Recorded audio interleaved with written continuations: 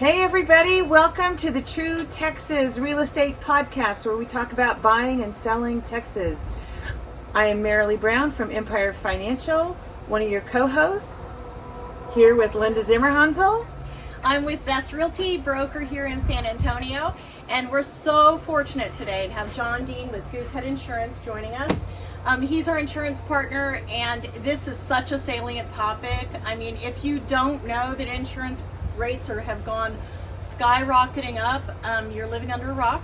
So crawl on out and listen to this, because we've got some really, John's going to tell us some strategies on how to kind of work around what's going on, the reasons why, and it's going to make it a lot easier for all of us. Welcome, John. Well, thank you. Thanks for having me. Yes, we're going to try to make it easier, give you some tips especially when they're buying the house or when they're going through the loan process, because it's changed. It used to, all that stuff used to happen afterwards, the insurance part, but now you need to start taking care of that before you not before you pick the house, but as you're picking the house. For sure. To see what the rates are going to be and if there's any issues with those properties. Absolutely, and it's such a change in strategy for us. I mean, John and I were just talking. I have a buyer now, and he doesn't like a newer house, and so we've been under contract twice. Before I learned this strategy of John's, and just the repairs needed on these houses. I mean, one had a completely decimated by hail damaged roof, and there was no way he was going to get insurance on this, right? Sure. Well, and the seller wouldn't put a new roof on. The second one, very similar. There was wood rot. There were some trees hanging over the house. I mean, and again, the seller wouldn't do any of this stuff. And, we probably wouldn't have even gone to see the houses had I checked with John first and said, hey, let's run this quote. We'll talk about that later. Why don't you, let's back up. Let's talk about why this has happened and what's happened. So the reason why it's happening is just, it's kind of like the rates, right? It's just an unfavorable time for the insurance companies themselves. It's all about profit. For the last few years, they've been in a grow mode where they'll take any business, doesn't matter, they'll write it, great, they're just growing. Well, now they've hit this point where the losses are taking more than what they're bringing in, right? So they're all losing money. And so what they're doing to limit that is they're just limiting their appetite, tightening the underwriting restrictions. Most companies now are actually doing the inspections. A lot of companies didn't do it before. They relied on us to do when we issued a policy, but now they're all going out afterwards, and they're really, really picky on pretty much everything. Right. Roofs, very roof age, roof condition, limbs touching the roof. That's a no-no. They will give you a warning on that every time. You got to have them trimmed back so many feet from the house. Gutters have to be cleaned. So, for instance, my next door neighbor over here has a tree right close to there. Now they've kind of redid the gutters to go around it, but is the insurance going to have a problem with that? So that y'all can't see that, but the tree is I'll kind of going over the house. It's pretty high above the house. If it was closer to the house, they could have a problem with that. There are some companies that would have a problem with that tree. They would want that tree, that one limb, removed completely. Yeah. Because gutters, they get debris, then it overflows, it causes rot, right? So that's one thing. The other thing, like with people with older houses, is they're very picky on the electrical now. Certain types of breakers, that Federal Pacific or Zinsco, any kind of just fuses, right. Fuse blocks. Right, They're very picky on those. I was working on one yesterday where it was a combination. It was fuses, and then the owner had installed a circuit breaker somehow in the box that's not per code or nothing, and the electricals run all exposed. So we're having to bring that up to the buyer, going, this is going to be a problem. This has to be fixed before you purchase. And right. Handrails are the other thing.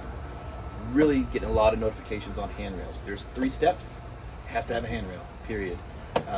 Or that's an immediate, when they come to the inspection, they'll give you 30 days, 45 days, whatever it is. You got to have a handrail up, or they cancel. Right. So they're really picky on that. And the tricky thing here is, guys, they cancel after you've bought the house. Correct. So it gives real estate agents, Will and John, insurance agents, a higher responsibility, because Absolutely. I mean, if they're going to go out, what were they doing inspections before? 1 out of every 10 or something? One out of it was more company. Most companies just didn't do a lot of them. Right. The more regional carriers, the smaller carriers, they always did inspections. Right. But now even like the Allstates, Travelers, they never did a lot of them before. They're really doing them now. And yeah, it's going to be 30 to 40 days after you close. They come do the inspection, and then it's usually another 10 days before we get it. So now you're 2 months, 3 months in. Now you get the notification. I just got one last night for someone on a handrail because they removed it after they moved in because they didn't like the way it looked because they were going to redo it. But when it just kind of got caught in the middle of when they did that inspection, got a notice that was in August 1st, and we just got it. So what should we do in an instance like that? Do we, when we know we're putting an offer in on a house, do we call you and give you the address and have you look it up? Have you go by? I mean, what's our process? I mean, so for us, I mean, I to speak to what John was doing when we're like physically at the house looking, we got to be aware of these things, right? And calling them out, and maybe getting on the phone to the list agent going, hey, do you think they're going to trim back all these trees, or the roof looks old, there's a hole in it, there's shingles on the ground, whatever, are you going to be willing to do these things? And then if they say no, it's, okay, wow. So John, we need to be educated. And educate our clients. Yeah, right. Both. Absolutely. Yeah. Because, I mean, and John came up with a really good strategy, and they have a really good way. Can you talk about that? Because this is even before you go see the house. We're not even talking about affordability yet. We'll get there. This is just, will the house pass inspection? But it's after the closing, right? But we want to make sure our client doesn't close this and go, they just canceled my insurance. Right. So obviously, when you first go look at the house, a lot of times you could see it. If you see anything out of the ordinary, trees, like you don't have to look at the electrical. A lot of times we'll catch that on the inspection. I do. You don't need to be opening boxes and all that kind of stuff. But we have this tool that the buyers can use, our digital rater, where as they're looking and say they're looking at 2 or 3 different houses, 2 houses, and they're trying to make a decision between the 2 before you even go look, like which one looks better. They can run a quote on our digital rater. It takes 2 minutes, and they'll start getting real-time quotes. Not 100% accurate, but it gives you a gauge, right? Where if you run this one, the average quote, you could say your top 3 is, $1,600 for your insurance, and you run a quote for this property, and it says $3,700. There's something going on between those 2 houses. This one could have claims that they don't like that. So that could, by the time I run it, I could get that price a little bit better probably, but it's not going to be thousands. They won't be equal. There's something different between those 2. It's a red flag. So they call and go, well, Linda, the one we really like is $3,700. Then we can call you and say, or your insurance partner, and go, hey, can you run that clue report and figure out what's going on with that house? And then maybe it was, there's a roof claim and nothing was done, or whatever it was. And then we call the agent, and the agent goes, oh no, we're putting a new roof on. Okay, well then we're good to go, right, Marilee? I mean, we can buy that house, right? Yeah. So that's a great strategy. It's not only going to save heartache, but it's a really good thing that we haven't done before, really. Right. I mean, I always like my clients to buy their insurance in the first week because it's a big financial piece, right? Absolutely. Because when they bind it, say they bind it before, if the closing doesn't happen, they're not out that money, right? It just doesn't close. They let us know. We cancel that thing, no problem. But you want to lock that in because a lot of times now the companies are having like I could quote a policy with, I'll use Travelers for example, on December 2nd. On December 3rd, they could have a price increase, or December 10th. And so when I go to bind it, now the price is higher because they waited a little bit longer to make a decision. Now it's going to have that new rate. It's not going to have the old one. So the sooner we get one that they like, man, we got to lock that in. It's like locking in your interest rate.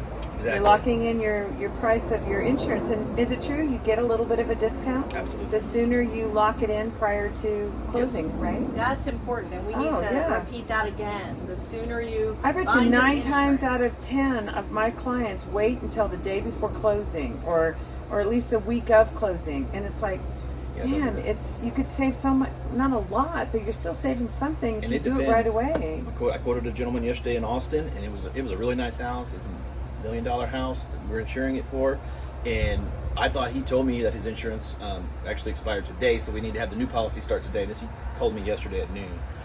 So I quoted it, and it was like it was very expensive for the insurance. And then he called me back and said, oh no, it doesn't renew till November 1st. So then I put a November 1st date on it, and it dropped the price $1,200. Oh, wow. So it can be a big difference, especially on auto. I mean, but it really, it can really be, most of the times it's not that drastic. It's just on that one because the house was so much, the insurance was high. But it can be a big difference, a couple $100 to $1,000. You never know. Well, and not only an ouch, Marilee, couldn't this throw some people out That of their could- qualification? That could make someone who was qualified before all of a sudden not be qualified. Depending on what that. That can make a big difference. I mean, you generally, especially with first-time home buyers that we're trying to get them the max that we can. We try to inch it up with interest rates just in case they go under contract and interest rates are up a little bit higher, but at least we still have some leverage. But with insurance, boom, here it is. John will do his best, right? But what if, It's like, well, I quoted you for this house, but now you're getting this house that the insurance is a whole lot higher. So it is vital to get this done. Absolutely. Before your option period's over, guys. Absolutely. Because if the quote can't fit into the budget that you're required to have or want to have, then you really need this vital piece. Because remember, it's PITI. Okay, that's one of the big I's that you have control over it to a certain degree. Use a good insurance. So just for those who don't know, PITI. Principal, interest, taxes, insurance. Insurance is the part we have to qualify you on all 4 of those items. So Right, and that's one that is quite variable. And let's go back again so people understand how, what a sort of crisis this is. John, can you talk about the numbers a little bit? How high they've gone So up? I would say I try to run numbers, every couple months, just averages, right? And we've seen probably just in the last 3 months, the average home insurance go from like $1,500, $1,600 to $1,800, $1,900 in Bexar County. That's across all properties, not specifically one, but we've seen that drastic increase. And just this month, that's been even higher. They're kind of over 2. And that just comes down to lack of supply. A lot of the companies do not want to write new business, so they've really slowed down what they deem as eligible, and so you only have a few choices. It's not like before where you had 40 choices and you just pick one. It's not that way. It's whoever offers that. So the prices, have gone from $1,500, $150 a month to $200 a month, $190, which can throw everything off. So we've seen it's really gone up. Investment properties have gone up, the same thing. On rental properties, that margin's kind of the same. But they're probably 30% more than they were, 40% more than they were this time last year. So That's significant. that's a big change. Big change. So we've seen a lot of mortgage companies going out of business. We've seen a lot of real estate brokers going out of business. Are you faced with that as well?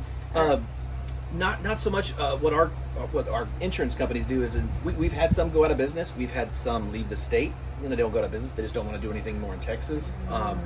Or they just shut off new business. They don't want to grow, so they'll just for example, with us was Nationwide. They just put pretty much a hold on all new stuff for us. We can't write anything with them right now.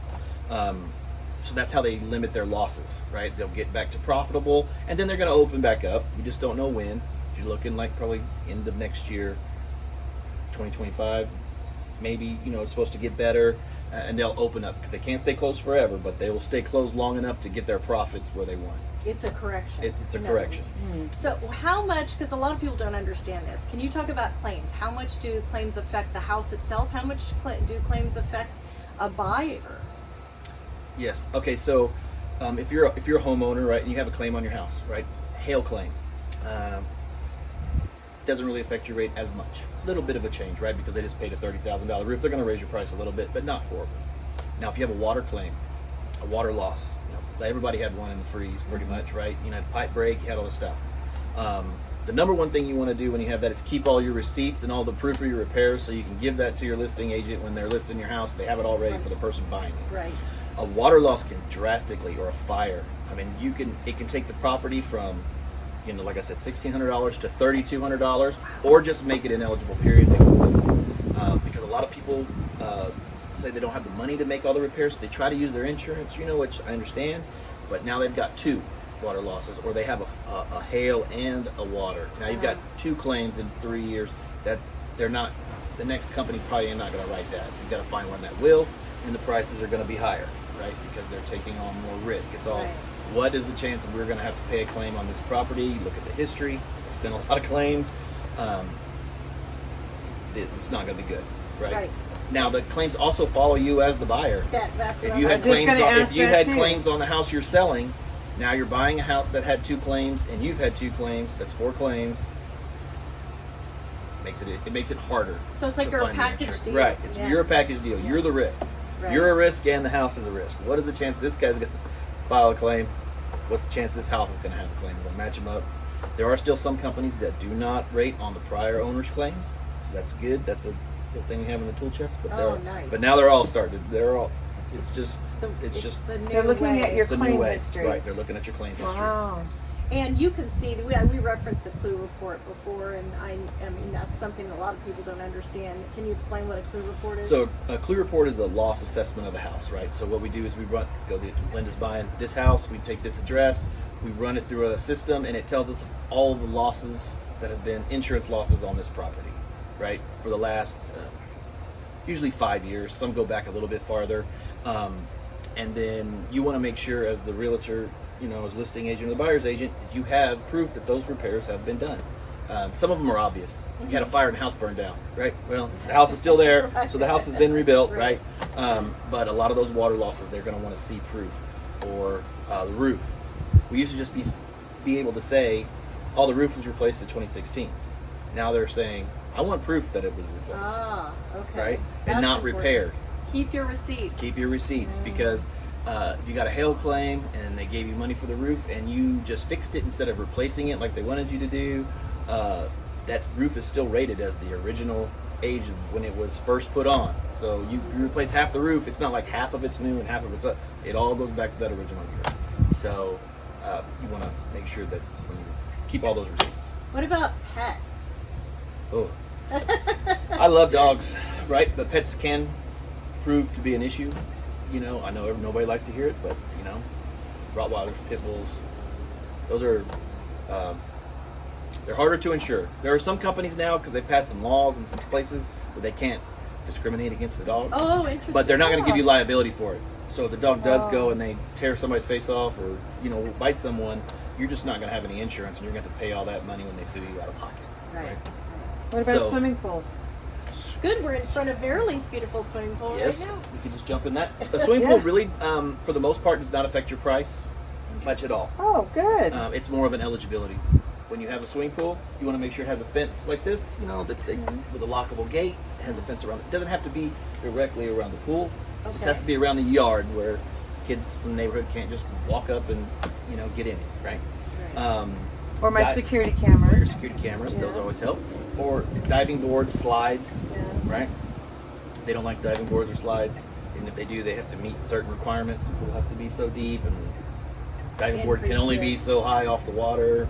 So it used to be years ago, maybe this is an old wives' tale, but they said, wow, if you have a swimming pool, your insurance will go down because you now have water access to put the fire out. Is that true, or is that just a myth? That's a myth. Oh, man. That's a myth. But it really doesn't impact your price. It's eligibility. Well, I do have a fire hydrant in the front of the house. You do have one right Does there. that help? That helps. You didn't park in Distance. front of it, I hope. No. Okay. Distance to the fire department. That's the other thing that's been changing with the insurance rates is now we've all of a sudden, with all these droughts and all these fires in the last few years in our area, like the one in Medina and all that stuff, we started getting these fire scores. They changed the system that does this fire line score. So there's places in San Antonio, especially over there off Culebra Road, where the wildfire score is so high, it's really hard to get some insurance. And that that really affects your price. And that's amazing. Like, we would never know. I mean, John told me that, and I happened to be showing over in that part of town, and sure enough, I mean, it's consider, and you'd never guess because it's a subdivision, but and same thing over in New Braunfels. There was that wildfire, and it affected a couple of our clients. I can't remember what that neighborhood was. It's River Chase. River Chase. Yeah. They're currently in the process of updating online which fire department services that area, because what the insurance pulls and what actually services it is like not the closest one. Okay, gotcha. So that'll hopefully get a little bit better. So But- when we have somebody that's looking, that will all be kind of solved because we're going in and we're putting in the address to get a Right. quote from you. Absolutely. Right. I mean, it's going to help immeasurably. Right. Because just- it's not, if, like I said, if you buy a house, if you're buying a house and you quote this house and you quote a house on 2 miles away, they're going to be different. They're not going to be the same. It could be the Exactly. same price. It could be the same thing. They're not going to be the same price. Right. And even before this crisis, I mean, this was years and years ago. I had a client and could barely get them qualified. They were first-time home buyers, and they needed their insurance to be like something like $718 a year, and it couldn't be Yeah. more than that, right? Right. So then we sort of had to find the house to fit the price, you know. Yeah. Right. And it wasn't even that. I mean, back then it was obviously a lot cheaper, but it was it's a big piece of the puzzle. It's Well, a it big used to be when we first started working together a couple years ago, I would call you and say, "Oh, we got to get this down to $85 a month. Can you do it?" And you would kind of work your magic. But now, it's just really difficult to do that. I mean, I think that we've got a lot more stringent lending rules, Right. where they're saying, you've got to have, it's just a lot more challenging. So if we can do it up front, that'll save all of us Right. a lot. The bag of tricks has gotten and smaller. I've seen Linda work very, very hard where she's getting ready to, she's printing out the listings and going through these listings to go show people houses. It doesn't take that much for you to take that and Right. just put the address in and figure out what the quote is, right? Absolutely. Yeah. Yeah, it would be an easy piece. That makes of due you so diligence. valuable, makes you very valuable too. Well, so, I mean, it helps your client. You'd hate your client to go in and fall in love with a house when, Right. when it's just not doable, right? Yeah. For whatever reason of this insurance Right. piece, right? Mhm. I went to go look at a house the other night and I walked in and I went, what is that? And there was a huge limb, you'll love this, huge limb that was high up and they had bungee corded it back to the tree. And it was Oh. sort of hanging over the house, and I was just like, that is not good. John Dean, I know, would That's not not gonna let be that go by. So it was like, it was funny. I've never seen that before. That is Talk a little bit, John, more about, you had a little, it was very interesting when we were talking the other day about towing your car. Because Oh, yeah. insurance is all interconnected, guys. I Right. mean, your house and your car and Right. everything. So I always suggest for anybody, if you want roadside and towing, just get it direct through AAA. You don't have to do their insurance, but you can just get roadside assistance through them, or you can just call the number on the back of your license. That is free through state, but because those claims, towing, they follow you, right? Never thought of that before. Really not be an issue, but now with these tight underwriting restrictions and what they want, those are being used not against you, but they're affecting your rate. And I had a client that call. We're working on getting a quote. I was like, let me quote your auto at the same time. So we're quoting his auto, and I'm like, we can't do that auto because he had like 24 claims, right? And I started looking at them, and they were all towing glass, and they're all like $79, $80 claims. Oh. That now he's got so many of them. No one's gonna So, take but- it, which knocked him out of the home that we wanted to use because they are requiring both lines of business. So we had to go find something else. We were still able to take care of them, but it just wasn't at the price we were hoping. Of course. So before you make a claim, call your insurance partner. Absolutely. Again, because if you want to, I have a broken windshield, and so I was like, then I say, oh, I'm going to see John today. I mean, it's just got a crack. Right. But I'm like, I better not make a claim. Just go get it fixed. especially right now, Right. because of just how on edge they are Right. about that. Now, it's different if you got a car that's got a $3,000 windshield, like some of these cars do. That's a different story, right? It's these small claims where you got a $500 deductible and the cost to fix the windshield was $600. Right. Now you've got a $100 claim on your record. Just pay that $600 Right. if you can, Right. and then it keeps it off your record, and then you can work it. Because the misconception is I have a $0 deductible for glass. Yeah, you may not have to pay anything for that repair, but that repair goes on your record as a claim. Right. So yes, be very diligent on what. Always call your insurance person before you file a claim, anyways. Yes. No matter what it is. Yes. Now, your house gets hit by lightning and it's half on fire. Don't call us first, right? But you have a small water leak, or a hailstorm came last night. Right. Don't just call your insurance company the next day and say I need to file a claim, or get somebody out here to look at it, because they're going to give you. If they come out and say no, there's no damage, you have a claim.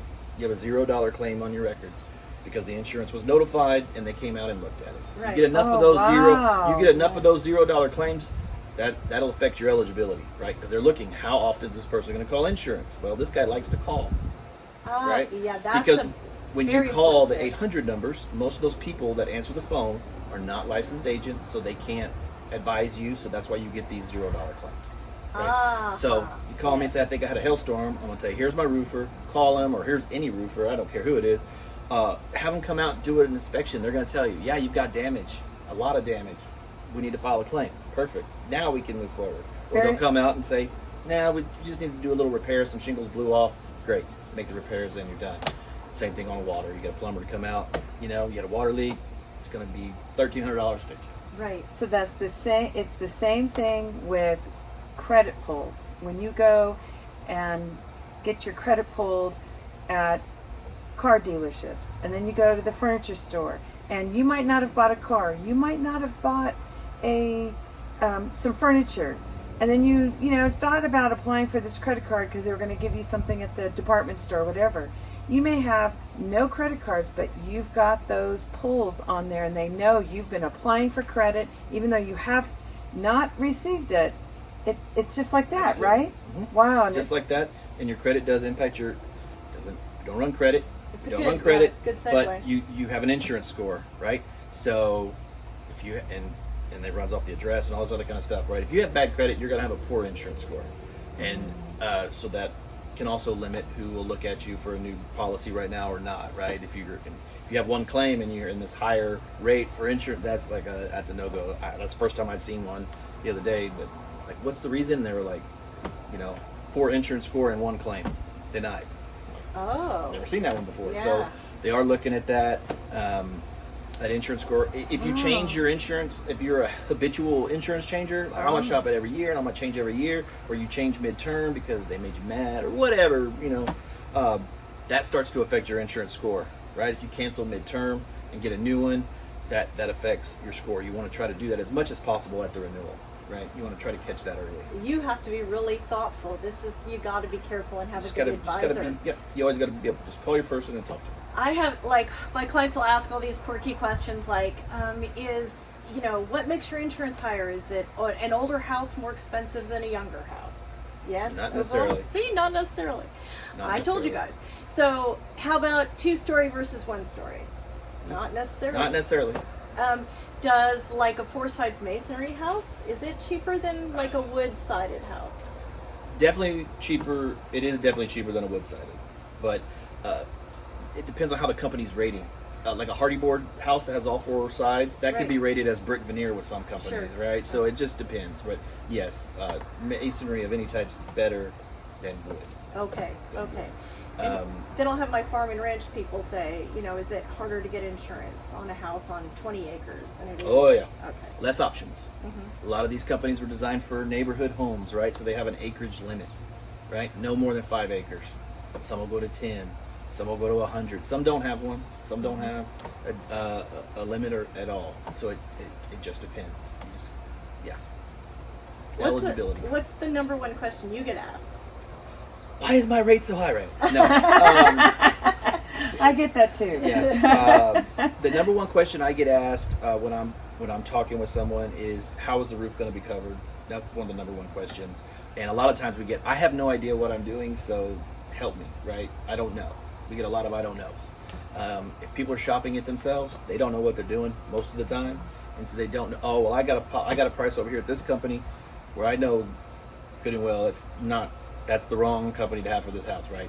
But I got it and it's fine. And I'm looking, it's like there's no way, And then send me your quote, and then you look, and now they got a 2% deductible, or I've seen them 3. You're talking about the little commercials on the Super Bowl that you can go in and get your stuff, right? Yes. Companies that. Right. And to that point, what kind of roof deductible should you have in Texas? Right now, kind of the average is 1%. Kind of what people, kind of keeps you from doing small claims, but it's not so much out of pocket that you have to set up. But right now, what we're seeing is a lot of companies are changing that 2%. We just had that change. Several companies, the lowest one they're giving offer right now is 2%. If you're in Dallas or Houston, it could be higher. Well, Wow. and then you're going to have a problem finding an investor that's going to loan on it at 2%. So Right. now, good point. now we're, oops, right? We're having problems with companies losing their financial rating, insurance companies, because of claim issues and their reinsurance. They've lost this money, so now they've kind of lost their insurance, their financial rating. I'm sorry. And what that happens is now they no longer meet Marilee's company's requirements as an insurance company because they have to be A-Best or Demotech or whatever it is. They have to maintain that rating. And if they fall below that, doesn't meet the mortgage company. Now that person has to find we have to find them a new policy, right?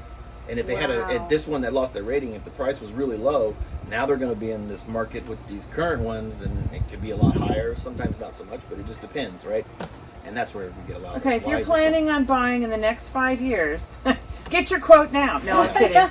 Not 5 years, but it's gotten much more complicated. It's changed how we're doing business. Exactly, because there's so many. It's almost like a domino, a game of dominoes. Because you hit one, and then then you can't get you get the low quote, but then you can't get your mortgage because that's the wrong company, right? Yeah. What's the number one claim, like traditionally or in the recent history? Is it roofs? Is it roofs? Water? In Texas, it's roofs. Yeah. Roofs and freeze claims from that freeze. From because hell froze over. Froze over. There's a lot of those. A lot of people didn't realize. Oh, my insurance company said they don't charge me for that the groceries on my refrigerator, and they send them, $500 check, $250 check. Well, those claims show up. Oh, so, wow. I stuck my milk out in the snow. definitely hail claims in Texas. That's the number one. And it just makes sense. I mean, in Dallas, I've had some people had 2 roofs in a year because they've had that many. They get the hail. They get a brand new roof put on, bam, they get hit again, So we had hail damage on our house. It's been quite a few years. I don't know, 5-6 years ago probably. And we had our roof replaced. Well, it was the same hailstorm that hit my neighbors next door. And before the new people bought it, the guy needed to contact his insurance because it's the same hailstorm, you're going to need a new roof. So he contacted his insurance company, and they wouldn't put a new roof. No, you don't have hail damage. So how can it be my house had hail damage, and the house 2 houses down had hail damage and had to have a new roof, but the one in between, is that the insurance company? As you're looking at the roof. So, it could be the adjuster. They had a bad adjuster. It could be maybe they didn't have damage. Maybe you had a 2-story house, they had a single-story house, you took the brunt of the damage, and they just didn't have that much. I've seen that. Most of the time, though, it's either the roofer that they're working with, they weren't that good, or it's an adjuster, right? Well, they're hoping for another hailstorm. I go, no, I don't want a new roof. And she goes, well, I need a new roof. So, So, Oh, that's it. When you're buying a house, the main thing with the insurance company, it has to be in good condition. It could be an older house. Oh, it's a good It could be whatever. But they want the house to be in good condition. They don't want the paint peeling off, or they don't want the siding falling off, or rotted, or all this other kind of stuff, because they're responsible for insuring it. So it's the buyer and the people that are living there's responsibility to maintain that house, right? Maintain the pest control to keep the termites out. Your insurance don't cover that. You have a responsibility as a homeowner too of making sure that you're keeping the house up to code, and not really code, but just in good condition, right? That's part of that's really great, because I've been showing on the northwest side, and I've seen so many lately, and this is a generous price point. So many poorly maintained houses. Oh yeah. And I have to look at my client and go, we can't do it. I mean, it's just the insurance isn't going to approve this sort of house or if they know. Yeah. If we're telling the client, they're looking at it like, but these are some things that you're just getting. Some people love the house, and they're like, okay, I'm fine with that. I'll put a new roof on.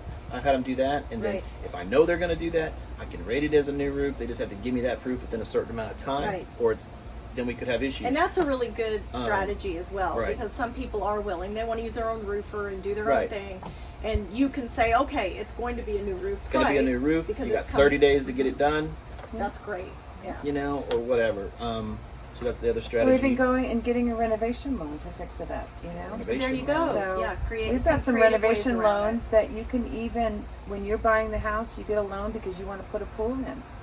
You can get a renovation loan to do the pool. So if you have a client that's looking for a pool and none of these, you don't like these houses, or you don't like the condition of the pool, okay, well, depending on the price of the pool, but I mean, if you're in the hill country or in like where we are in Stone Oak, where it's, solid rock, that pool's going to cost a whole lot more. But we have those loans available That's too. fantastic. So if there's a roof issue or There are ways around it. there's to ways work. We just around have it. to Let's know get what- creative. We have to know what And we're going to do and work as a team. Work together. Yeah, Yes. exactly. Because like on the renovation loans, we want to know what kind of renovations they're going to do. Because if Oh, they're yeah. doing a lot of renovations and they're not going to live in that house for a couple months while they're doing it, There you go. now we have to do it a different way, right? Because the vacant house houses, can't be vacant yeah. for Insurance does not like vacant right, houses. or they don't like houses under construction. Yeah. Unless you tell them it's going to be under renovations, and they're going to know what kind of renovations. Well, I'm gutting it. I'm stripping the inside. Well, that's going to be you got to get a policy. It may not be a homeowner's policy. It may be like a vacant dwelling that's under renovations. So That's great to know because a Once lot the of people wouldn't renovations are think done, of doing that. Yeah. And then what we if move it. what Right. if they had a fire because the Right. chainsaw caught on fire? chainsaw. They wouldn't be covered because Right. they didn't give the 'Cause it's not insurance insured. heads up. Well, I'm not Correct. going to hire someone to fix my house if they're coming inside my house with a chainsaw. Just saying. So, You never know. Somebody's got pretty talented. But well, it is close to Halloween that's too. right. So. That's right. Well, let's end this on a positive note because it's just a lot to take in and it's kind of painful. But you think that maybe this is a correction, so it's not It's not going to be permanent. Okay. The rates are never going to go back to where they were. They're never going to go back to $500 for home insurance that some people are used to, right? They won't be down there, but they're not going to be at $2,000 either. It's going to be a healthy medium in between. I've already kind of seen it get a little bit better with some companies. It's a slow process, so it is going to be better.